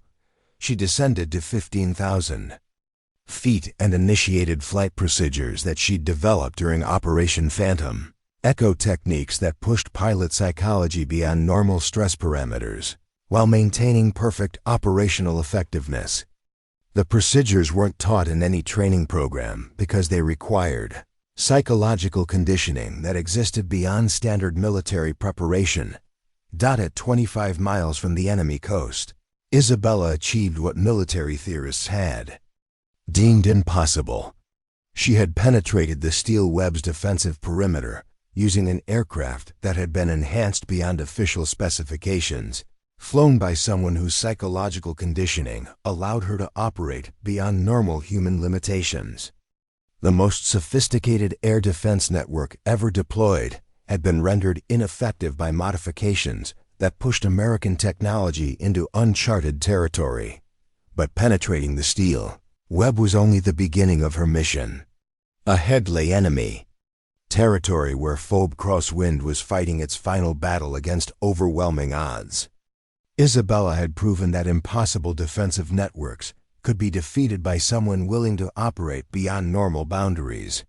Now she had to prove that the same psychological conditioning that had carried her through the steel web could sustain her through a combat mission that would determine whether 230 American lives were saved or lost. The enemy had built their defensive network around assumptions about American capabilities that were based on officially acknowledged technology and conventionally trained pilots. What they hadn't prepared for was someone who'd been psychologically reconstructed by classified operations, flying an aircraft that had been enhanced beyond official specifications. Isabella had disappeared into their defensive grid like a ghost, proving that pressure didn't make her crack, it made her invisible. Phobe Crosswind appeared through the darkness like a dying ember surrounded by predators. The forward operating base occupied a small clearing in mountainous terrain, its defensive perimeter marked by muzzle flashes and tracer rounds that painted violent streaks across the night sky. Enemy forces had tightened their siege to within small arms range, and Isabella could see the systematic destruction of defensive positions that indicated the base's imminent collapse. She descended to 8,000 feet and began the target identification sequence that would determine whether her unauthorized mission resulted in salvation or catastrophe. The intelligence package she'd memorized during her preparation contained detailed coordinates for enemy command installations, ammunition depots, and communication centers that supported the siege operation. Destroying those targets would break the enemy's tactical coordination and provide Phobe Crosswind with the operational breathing space needed for extraction. Silent Thunder's targeting systems had been enhanced by her modifications to provide precision strike capabilities that exceeded normal B-2 specifications. The electromagnetic shielding that had carried her through the steel web also enhanced her aircraft's ability to penetrate enemy electronic warfare environments and maintain weapon system accuracy despite massive jamming attempts. Isabella locked onto her primary target, an enemy command center that coordinated the siege operation from a fortified position 3 miles northeast of the base. Psychological conditioning that had sustained her through the steel web now evolved into something even more precise. Isabella entered what she privately termed weapons release transcendence, a state of consciousness that allowed her to process targeting data, environmental variables, and timing calculations simultaneously while maintaining perfect emotional control. Her modified stress responses eliminated the adrenaline surges that could compromise precision during combat operations. She released her first precision-guided munition at 0347 hours, watching the weapon separate from her aircraft and begin its guided trajectory toward the enemy command center. The munitions terminal guidance system had been calibrated to penetrate hardened installations using trajectory calculations that pushed explosive effectiveness beyond standard parameters. Isabella had modified the weapon's targeting algorithms during her pre-flight preparation, enhancing its ability to destroy specific structural components rather than simply creating maximum blast damage. The explosion illuminated the mountainous terrain like artificial daylight, revealing the full scope of the enemy siege operation. Hundreds of soldiers, dozens of armored vehicles, and sophisticated communication equipment that had coordinated the systematic destruction of Phobe Crosswind's defenses. The command center's destruction eliminated the tactical nerve center that had made the siege effective, but Isabella's mission required destroying the enemy's operational capabilities rather than simply disrupting their command structure. She acquired her second target, an ammunition depot that supplied the heavy weapon systems that had been systematically destroying the base's defensive positions. The depot was concealed in a natural cave formation that provided protection against conventional airstrikes, but Isabella's enhanced targeting systems could penetrate the underground installation, using deep penetration munitions that she'd Modified for maximum structural damage, the second weapon release occurred at 0351 hours, followed by an explosion that shook the mountain terrain and sent debris cascading into the valley below. Secondary explosions indicated that the munition had achieved complete destruction of the enemy's ammunition reserves, eliminating their ability to sustain heavy weapons fire against foe B. Crosswind's remaining defensive positions. Isabella's third target was the communication relay station that coordinated the siege operation with enemy forces across the broader tactical theater. Destroying the relay would isolate the siege force from external support and prevent enemy commanders from coordinating reinforcement operations. The targeting solution required precision that pushed her weapon systems beyond normal accuracy parameters, but her modifications had enhanced silent Thunder's strike capabilities specifically for this kind of surgical destruction. The third munition achieved direct impact at 0354 hours, obliterating the communication installation and severing the enemy's tactical coordination with their broader operational network. Isabella watched enemy positions around FOB Crosswind begin losing cohesion as local commanders lost contact with Central Command. Authority and their ammunition supplies were exhausted. Below her, the siege of FOB Crosswind was collapsing in real time. Enemy forces that had maintained coordinated pressure for 7 days suddenly found themselves isolated, undersupplied, and without tactical direction. The systematic destruction of their command structure, ammunition reserves, and communication systems had transformed an overwhelming offensive operation into a disorganized retreat that presented no further threat to the trapped American personnel. Isabella initiated her egress sequence, knowing that enemy air defense systems would now be fully alert to her presence and actively hunting for the aircraft that had penetrated their supposedly impenetrable defensive network. The steel web had been designed to prevent aircraft from reaching enemy territory, but it was equally effective at preventing aircraft from leaving. Her return journey would require navigating through defensive systems that had been specifically reconfigured to counter her enhanced stealth capabilities.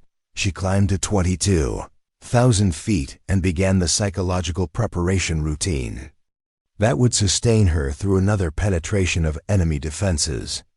The steel web's artificial intelligence systems had analyzed her inbound flight profile and developed new detection algorithms specifically designed to counter her aircraft's enhanced capabilities. Her return journey would face defensive measures that hadn't existed during her initial penetration. At 15 miles from the enemy coast, Isabella encountered radar beams that had been calibrated specifically to detect her electromagnetic signature. The enemy defense network had learned from her previous penetration, adapting its detection methods to exploit vulnerabilities in stealth technology that their engineers were discovering through real-time analysis of her aircraft's performance. Characteristics. She descended to 12,000 feet and initiated evasive maneuvers that pushed her psychological conditioning beyond even Operation Phantom Echo parameters. Flying through an electromagnetic environment that was actively evolving to counter her presence required sustained operational effectiveness under stress levels that existed beyond normal human endurance. Her modified stress responses allowed her to maintain perfect pilot discipline while processing threat information that would overwhelm conventional psychological conditioning. A surface-to-air missile achieved targeting lock at 12 miles from the coast. Its guidance system specifically calibrated to counter her aircraft's enhanced stealth characteristics. Isabella executed a diving turn that generated 8.2 Gs, while simultaneously deploying electronic countermeasures that had been modified to confuse enemy tracking systems that conventional jamming couldn't affect. The missile passed within 400 feet of her aircraft before losing lock and detonating harmlessly. Isabella had proven that even adaptive defensive networks could be defeated by psychological conditioning that operated beyond the parameters that enemy planners could anticipate or prepare for. she cleared enemy airspace at 0423 hours, carrying confirmation that Phoebe crosswind siege had been broken and that 230 American personnel would survive to see extraction.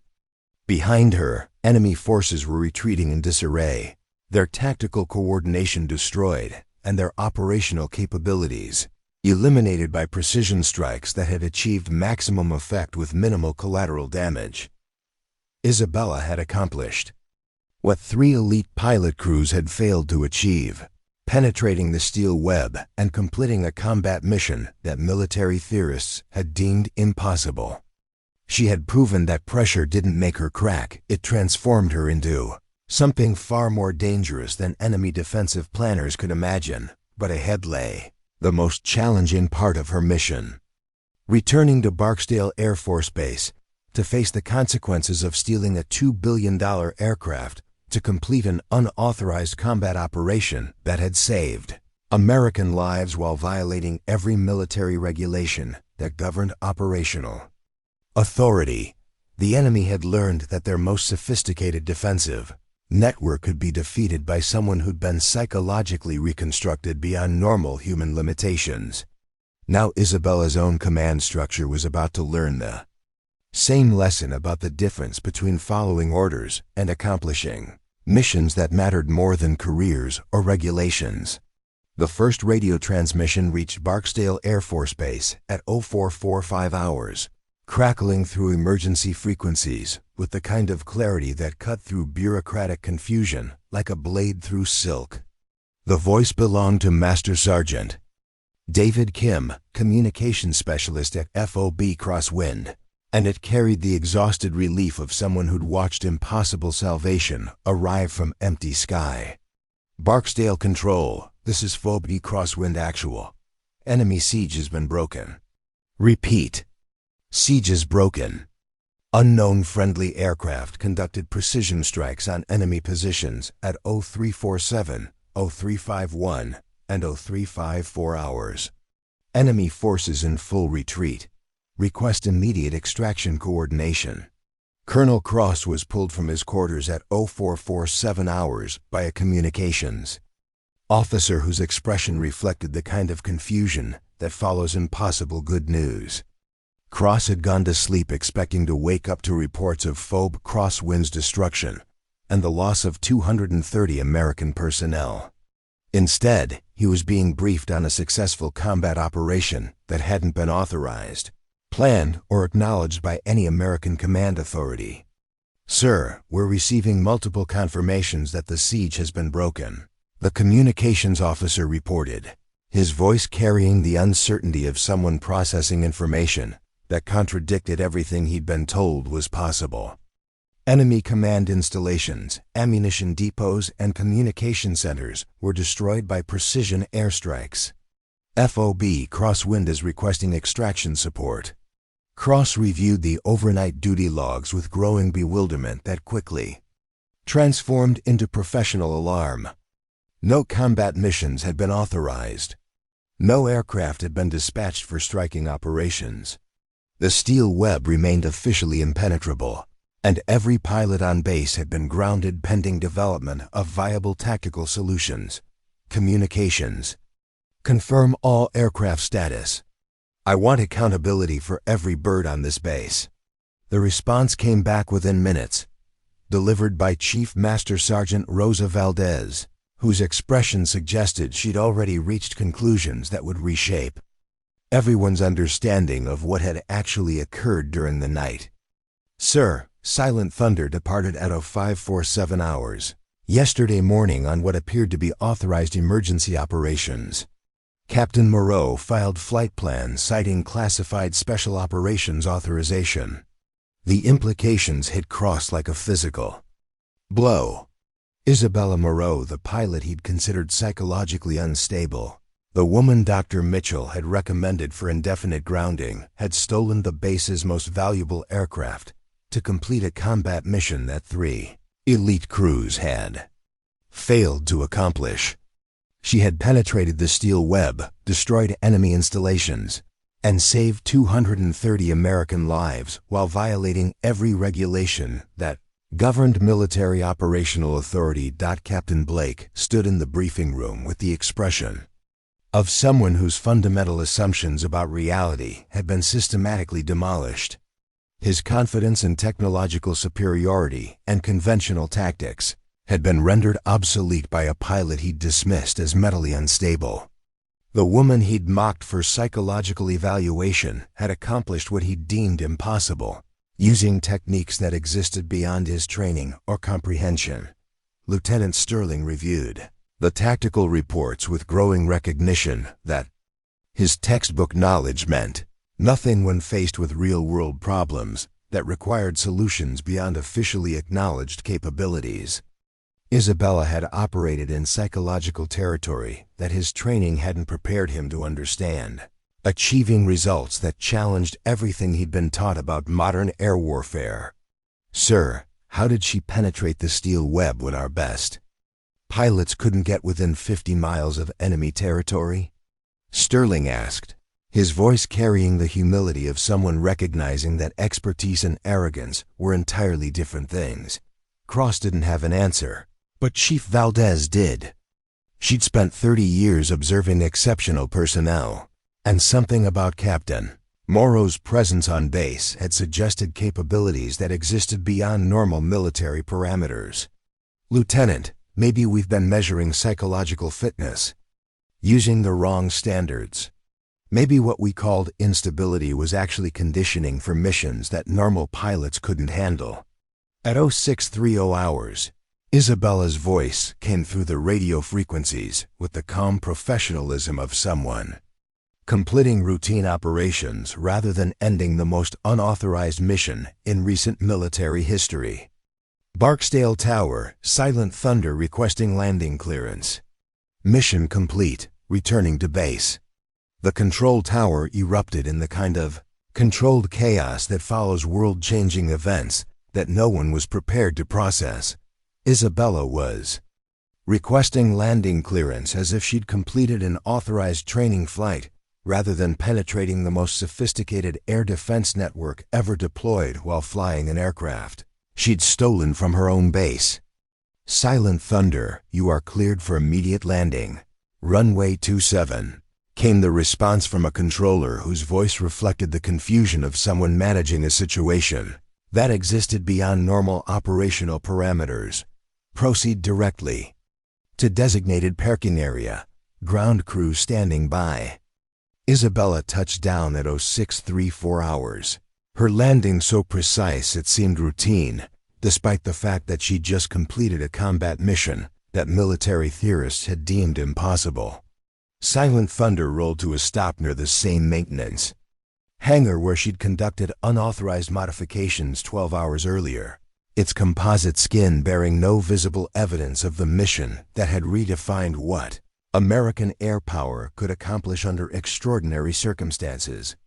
Colonel Cross was waiting on the tarmac with an expression that balanced professional fury at her insubordination with grudging recognition that she'd accomplished something that would be studied in military academies for decades. Behind him stood the pilots who dismissed her psychological fitness, their faces reflecting the uncomfortable realization that competence and psychological conditioning were more complex than their training had suggested. Isabella climbed down from her aircraft with the same calm efficiency she'd displayed during her unauthorized departure. Her flight suit showed no signs of the stress that should have followed 12 hours of operating beyond normal human endurance.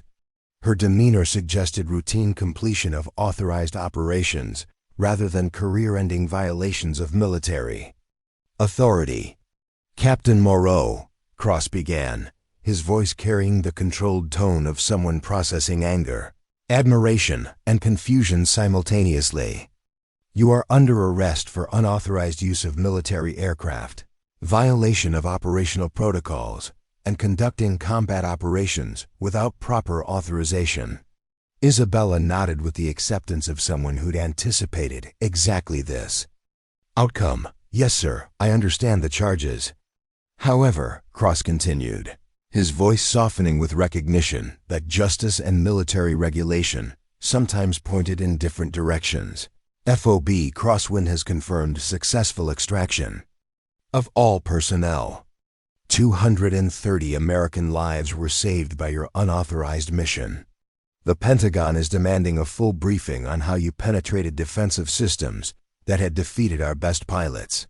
Captain Blake approached Isabella with the expression of someone reassessing everything he'd believed about psychological fitness and operational capability. Captain, how did you penetrate the steel web when conventional stealth technology had proven ineffective? Isabella looked at him with the calm directness of someone who'd operated beyond normal limitations while others had debated conventional solutions. Captain, the steel web was designed to counter known American capabilities. It wasn't designed to counter experimental modifications that pushed aircraft performance beyond official specifications. The admission that she'd modified silent thunder without authorization added another violation to her growing list of military infractions. But it also explained how she'd accomplished what 3 elite crews had failed to achieve, using techniques that existed in the classified margins of military research rather than conventional operational doctrine. Chief Valdez stepped forward with the respect that experienced personnel reserve for exceptional achievement under impossible circumstances. Captain, the modifications you made, how long did they take? 6 hours, Sergeant. Using materials and techniques from classified programs that officially don't exist. The conversation was interrupted by a priority message from the Pentagon, requesting immediate transportation of Captain Moreau to Washington for classified debriefing on penetration techniques that had rendered enemy defensive systems obsolete. Isabella had violated every regulation governing military operations, but she'd also demonstrated capabilities that would fundamentally change American strategic planning for years to come. She had proven that psychological pressure didn't make her crack. It forged her into something far more capable than anyone had imagined. The base that had questioned her mental fitness was now being asked to explain how their psychologically unstable pilot had accomplished the impossible, while their elite crews had returned with excuses.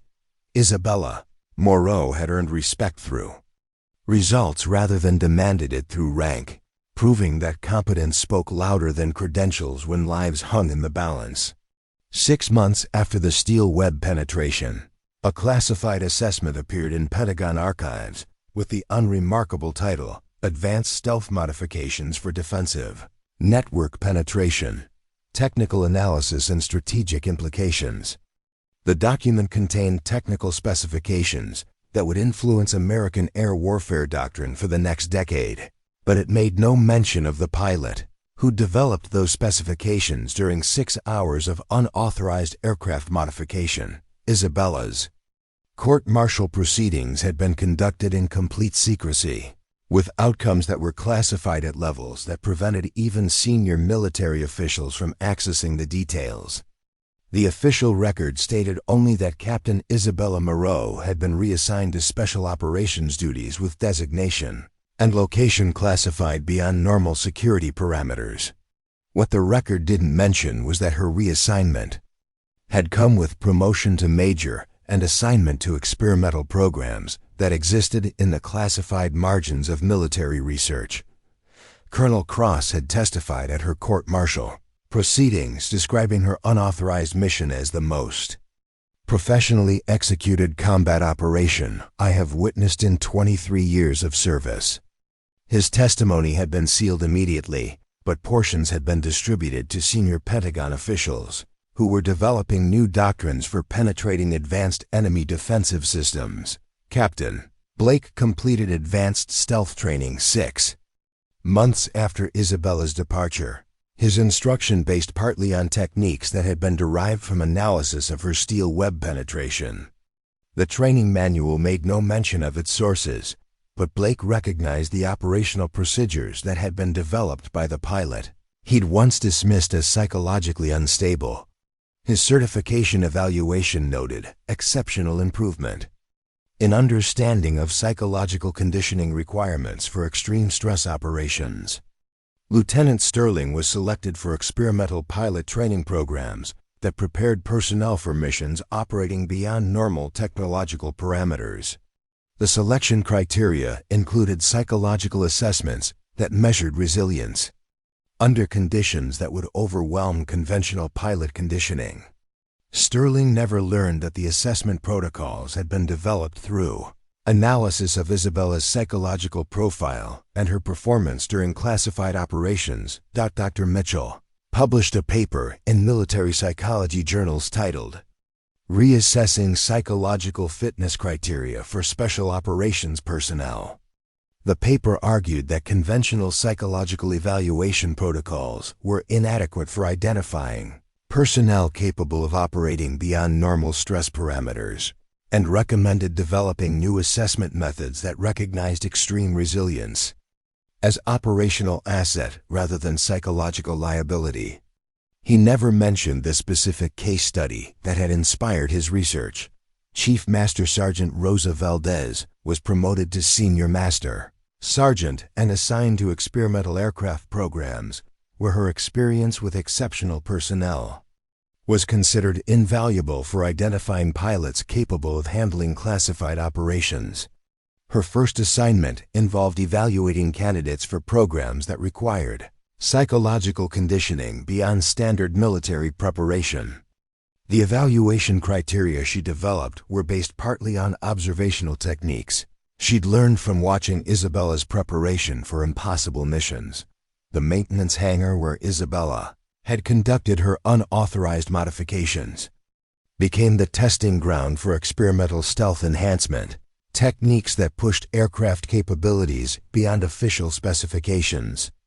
The protocols used in those experiments were derived from analysis of Silent Thunder's performance during the steel web penetration, though the origins of those protocols were never officially acknowledged. FOB Crosswind was successfully evacuated 6 hours after Isabella's mission, with all 230 personnel extracted without additional casualties.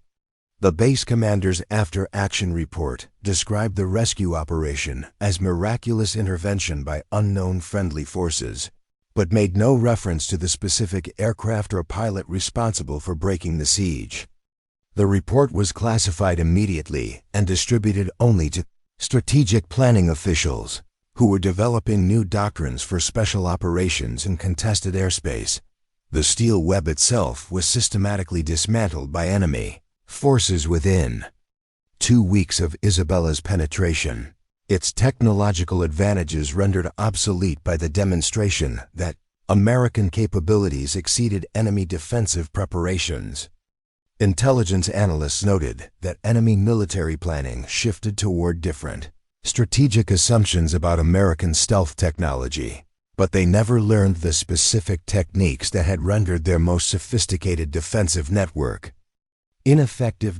Isabella herself disappeared from Barksdale Air Force Base on a Tuesday morning in November, 6 months after her court-martial proceedings had concluded with classified outcomes that no one was cleared to discuss.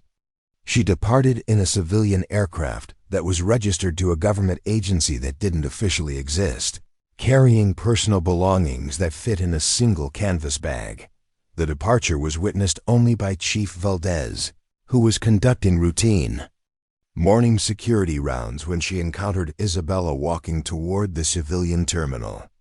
They exchanged no conversation, but Valdez later noted in her personal journal that Captain Major Moreau had carried herself with the same calm confidence that had marked her unauthorized departure for the steel web mission. Silent Thunder remained in service at Barksdale, but it was never again assigned to routine operations. The aircraft had been extensively studied by engineers who documented every modification that Isabella had made during her 6-hour enhancement session.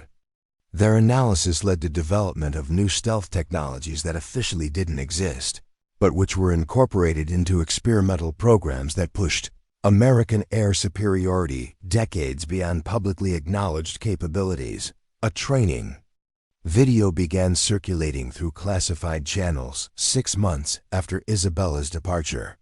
The footage showed tactical approaches for penetrating advanced defensive networks using psychological conditioning techniques that prepared pilots for Operations beyond normal stress parameters.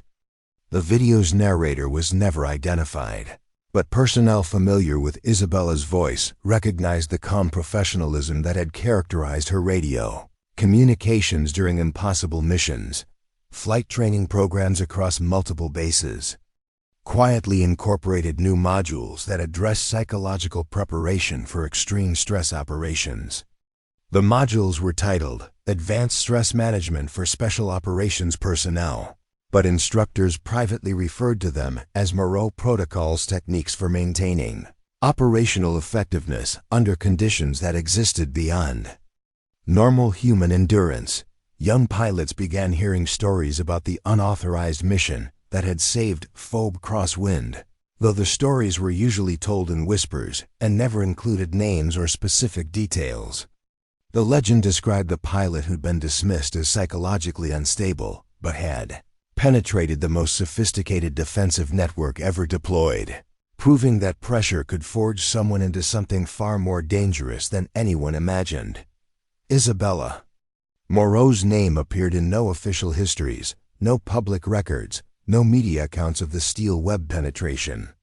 But her influence spread through the classified channels of military aviation, like invisible radiation, changing training protocols, evaluation criteria, and strategic doctrine in ways that would influence American air power for generations. She had proven that being underestimated was an advantage, that psychological conditioning could overcome technological superiority, and that sometimes the most important missions were accomplished by people who didn't wait for permission to act.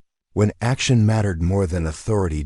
Somewhere beyond the reach of official documentation, Isabella continued flying missions that officially didn't exist, using techniques that officially hadn't been developed, for programs that officially weren't funded.